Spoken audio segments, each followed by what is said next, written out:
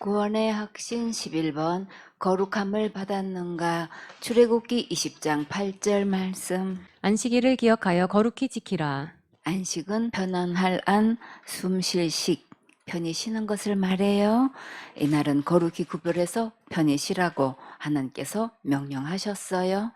우리에게 편히 쉴 수 있는 행복한 날을 주신 은혜가 정말 감사하지요.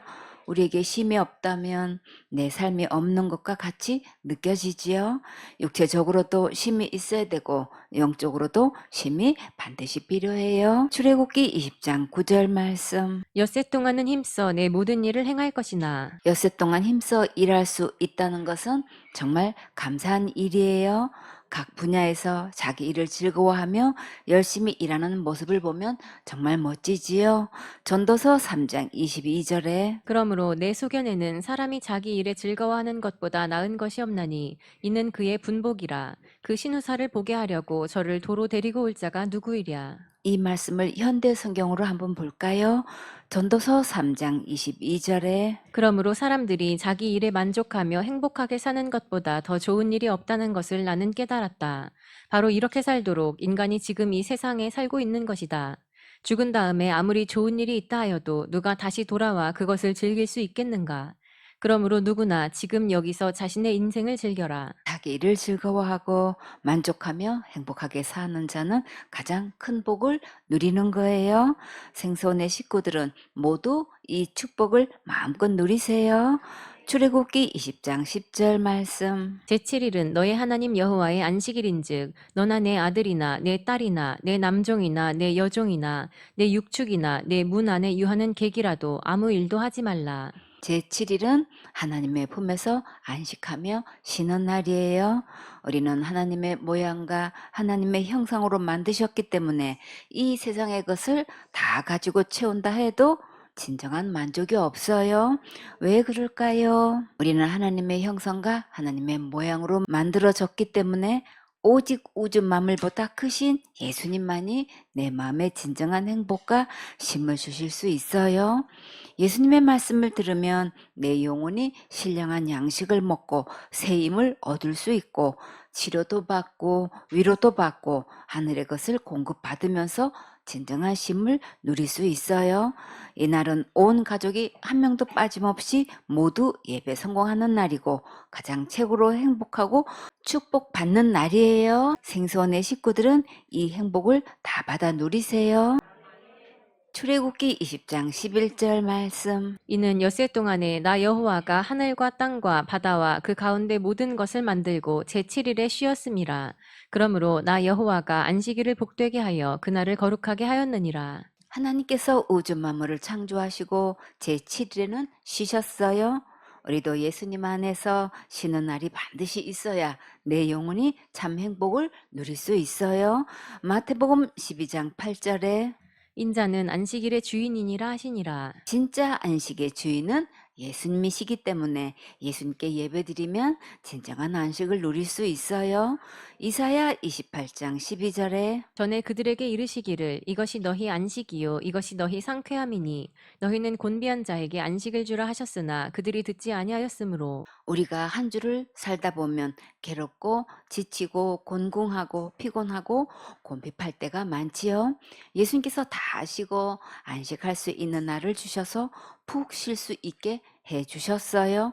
예배 성공하면 내 영혼이 새 힘을 받아서 모든 짐도 내려놓게 되고 상쾌하게 살 수 있어요. 정말 진정한 영원한 안식이 내 안에 이루어지려면 어떻게 해야 할까요? 사도행전 3장 19절에 그러므로 너희가 회개하고 돌이켜 너희 죄 없이함을 받으라. 이같이 하면 유쾌하게 되는 날이 주 앞으로부터 이를 것이요. 무엇보다도 우리 마음 깊은 곳에는 무거운 죄의 짐이 누르고 있을 때가 있고 죽음의 두려움과 삶의 힘든 부분도 있어요. 그러나 우리가 아무리 죄의 문제를 해결하려고 애쓰고 힘써도 되지 않지요. 지옥 갈 죄의 문제는 내가 열심히 노력해서 되는 게 아니고 죽어야 되기 때문에 우리는 할 수 없는 거예요. 지옥 갈 모든 죄를 영원히 해결하신 예수님께로 돌아오면 죄 없이함을 받을 수 있고 세상에서 줄 수 없는 하늘에서 내려오는 진정한 안식과 기쁨과 평안을 누릴 수 있어요.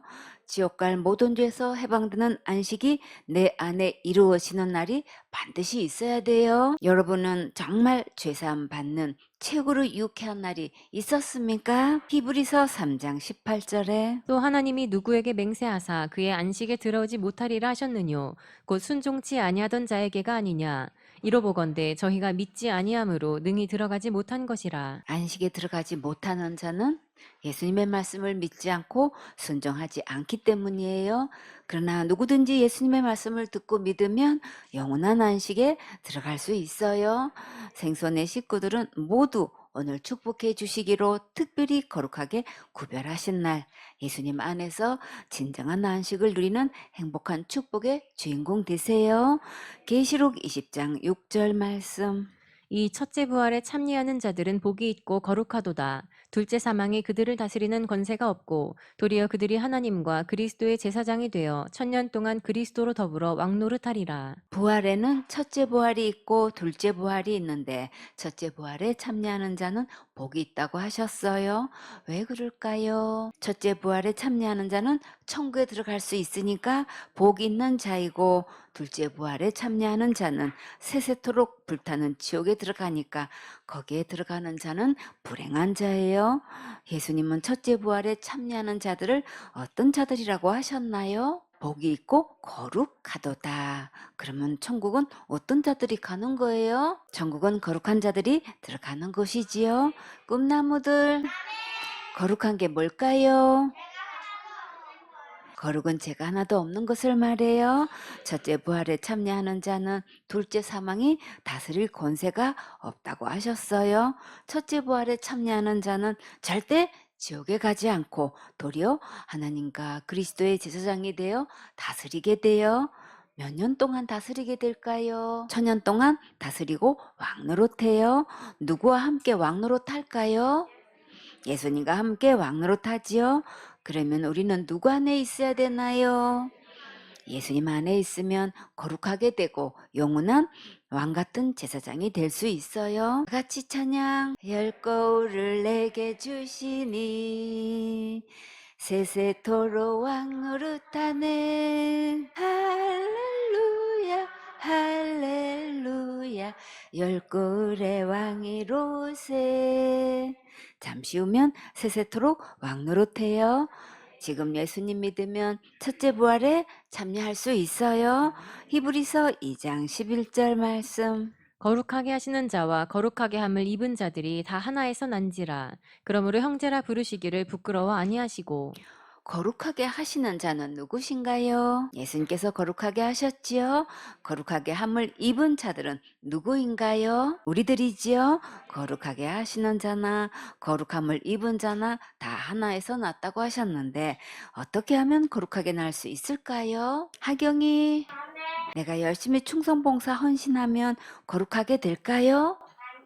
예준이, 철저히 회개하고 율법 지키면 거룩하게 될까요? 아니요. 예은이, 그럼 누가 거룩하게 하실 수 있나요? 예수님이시지요. 거룩하게 하시는 예수님을 믿으면 거룩함을 입을 수 있어요. 그래서 예수님과 우리는 하나에서 태어나서 형제라고 부를 수 있어요. 어떻게 하나에서 태어났을까요? 예수님을 믿으면 하나에서 태어날 수 있어요.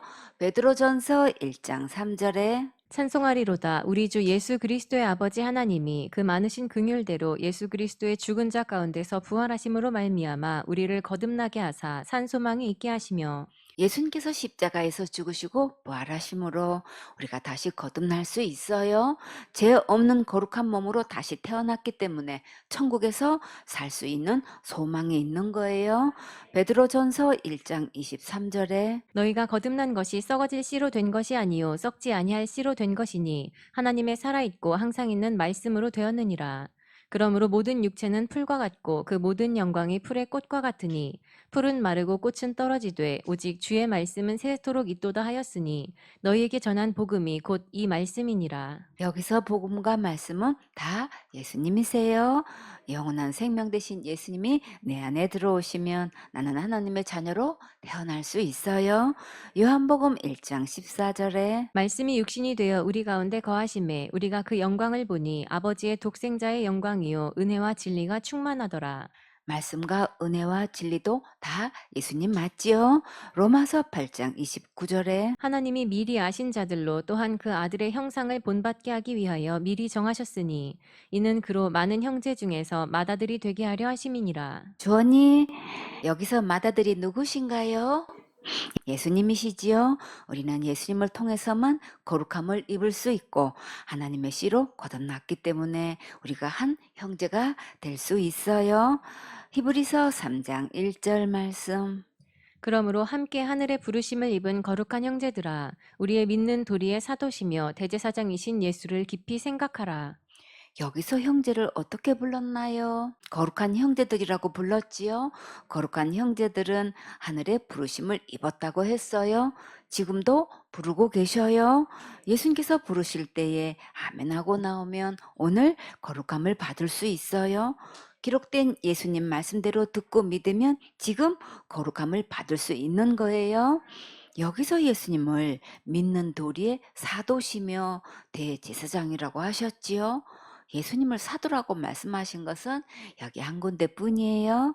예수님을 사도라고 하니까 좀 익숙지 않나요? 그러나 진짜 믿을 만한 분은 참 사도이신 예수님 뿐이시지요. 사도란 뜻은 보냄을 받은 자, 특별한 위임을 받고 공적인 임무를 수행하는 자를 말해요. 믿는 도리의 사도이신 예수님을 깊이 생각하라고 하셨지요. 진정한 사도이시고 대제사장이신 예수님께서 과연 어떤 일을 하셨을까요? 로마서 8장 1절에 그러므로 이제 그리스도 예수 안에 있는 자에게는 결코 정죄함이 없나니 이는 그리스도 예수 안에 있는 생명의 성령의 법이 죄와 사망의 법에서 너를 해방하였음이라. 예수님은 우리가 천국에서 살 수 있도록 생명의 성령의 법을 만들어 주셨고 율법으로 지옥할 수밖에 없는 우리를 죄와 사망의 법에서 완전히 해방시켜 주셨어요. 하주니 예수님께서 생명의 성령의 법을 세우시기 위해 어떤 대가를 지불하셨나요? 예수님의 생명값을 지불하고 이 법을 세우셨지요. 은우 우리가 하늘나라 생명의 성령의 법으로 보호받으려면 어디로 가야 할까요? 예수님 안에 들어오면 누구나 이 법으로 보호받을 수 있고 거룩함을 받을 수 있어요. 내 힘으로 내가 열심히 노력해서 거룩하게 되는 게 아니라 오직 우리를 불러 거룩해 하신 예수님을 믿으면 거룩하게 되는 거예요. 그러니까 우리는 예수님을 깊이 생각해야겠지요. 히브리서 13장 12절 말씀. 그러므로 예수도 자기 피로써 백성을 거룩해 하려고 성문 밖에서 고난을 받으셨느니라. 예수님께서 백성을 거룩게 하시려고 어떤 대가를 지불하셨나요? 성문 밖에서 고난을 받으셨지요? 이 고난은 어떤 고난인가요? 십자가의 고난이지요. 십자가에서 죽기까지 피를 흘리셨는데 예수님께서 왜 피를 흘리셔야만 하셨을까요?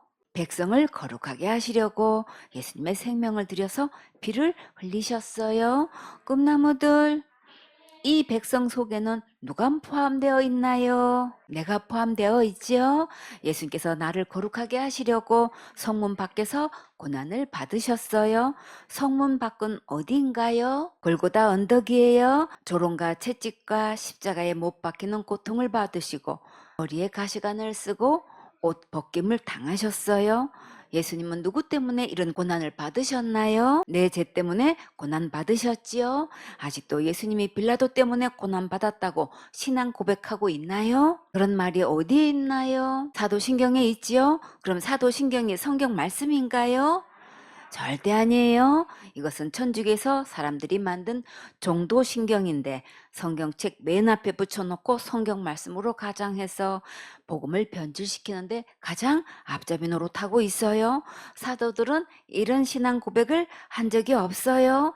초대교회는 사도신경으로 신앙 고백하지 않았어요. 사도신경은 천주교에서 만들어내어 온 교회에 퍼지게 한 악한 누룩이에요. 성경 말씀에는 지금 뭐라고 분명하고 정확하고 확실하게 말씀하셨나요? 예수님은 분명히 내 죄 때문에 고난 받으셨다고 하셨어요.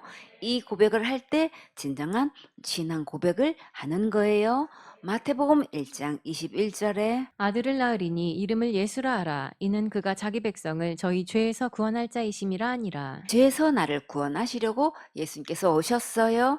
이 예수님을 온전히 믿을 때만 죄로부터 구원받을 수 있어요. 에베소서 1장 7절에 우리가 그리스도 안에서 그의 은혜의 풍성함을 따라 그의 피로 말미암아 구속 곧 죄사함을 받았으니 지옥 갈 모든 죄를 예수님의 피값을 주고 모두 구원하셨고 모든 죄를 용서하셨어요. 골로새서 2장 13절에 또 너희의 범죄와 육체의 무할례로 죽었던 너희를 하나님이 그와 함께 살리시고 우리에게 모든 죄를 사하시고 예수님은 분명히 우리의 지옥 갈 모든 죄를 용서하셨는데 이 예수님을 믿지 않아서 지옥 가는 거예요. 요한일서 1장 7절에 저가 빛 가운데 계신 것 같이 우리도 빛 가운데 행하면 우리가 서로 사귐이 있고 그 아들 예수의 피가 우리를 모든 죄에서 깨끗하게 하실 것이요. 예수님의 피는 우리를 모든 죄에서 깨끗하게 하셨어요. 원죄 자범죄로 나누지 말고 큰 죄 작은 죄로도 나누지 마세요. 지옥 갈 모든 죄를 예수님께서 이미 다 용서하셨고 과거죄, 현재죄, 미래의 죄까지도 영원히 용서하셨어요. 자, 예수님께서 누구 죄 때문에 고난 받으셨나요? 내 죄 때문에 고난 받으셨지요? 이제 이 말씀이 믿어졌나요? 확신을 가지고 주장할 수 있나요? 진짜 신앙 고백은 바로 예수님께서 내 죄 때문에 고난 받으신 것을 믿고 고백하는 거예요. 이제부터 사도신경으로 신앙 고백하지 마세요. 그 고백은 죽어도 천국 갈 수 없고 절대 거룩하게 될 수 없어요. 이제 더 이상 속지 말고 기록된 성경 말씀대로 지옥 갈 내 모든 죄를 영원히 용서하시고 거룩하게 하신 진짜 예수님만 믿으세요.